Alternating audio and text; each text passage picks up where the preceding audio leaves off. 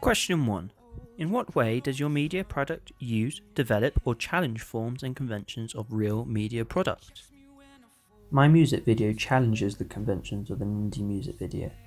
Indie music video conventions are low budget settings, typically studios, cities, and alleyways, anywhere that is easily accessible and free to the public.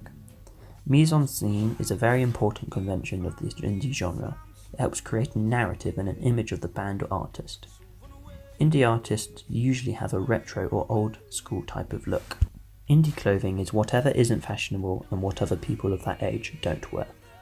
Props are also an important aspect of the indie genre. For example, performance equipment like guitars, drum sets, and microphones are stereotypically used as it shows the artists or bands using the equipment and shows the audience their talent.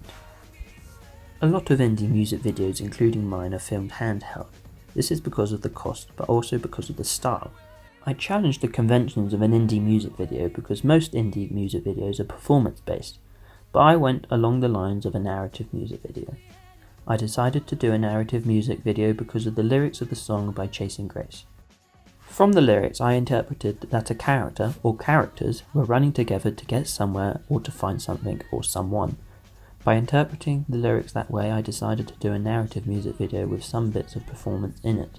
The effect of this is intriguing, as the viewers were wondering what happens to the characters whilst watching the music video. Question 2. How effective is the combination of your main product and ancillary texts? As part of my A2 coursework, I had to create 2 ancillary texts, a poster and a digipack, for the artist of my music video. The digipack, music video and poster must all link together so the fan is able to put together all these media formats when looking to buy the music. I try to influence the audience as much as possible by including the same aspects of the video, digipack and poster, creating comparison between each media text. By using the same location and actors, it shows that there is a strong link between each text. When doing my research for the digipack, I looked at the 1975 and Coldplay. Being quite 2 indie bands, their digipacks are very simple, and that is what indie is all about. So when creating my digipack, I wanted it to be very simple but colourful at the same time.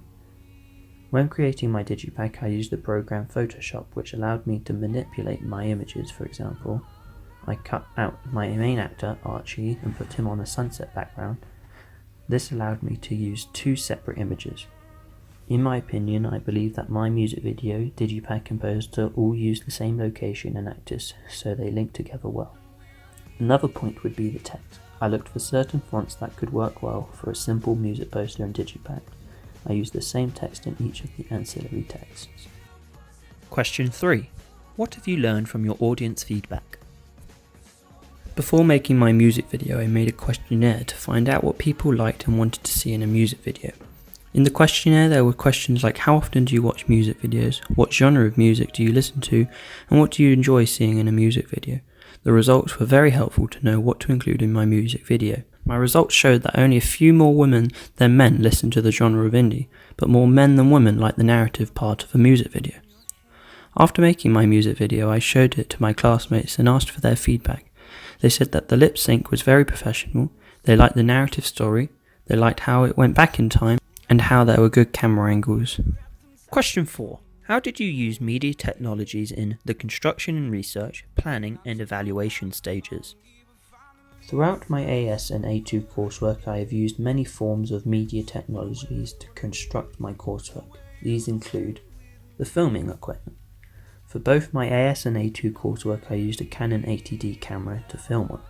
For my AS, I also used a GoPro and a normal tripod. For my A2 coursework, I used a GorillaPod and my own handheld stabilizer for the Canon. I also used a lighting kit for when I needed to take photos and when I filmed the lip syncing.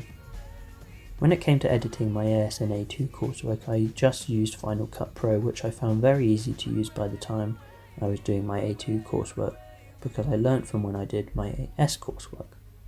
Other software I used was Photoshop to edit my digipack and poster, which I found hard to use at first but became more comfortable using it by the end.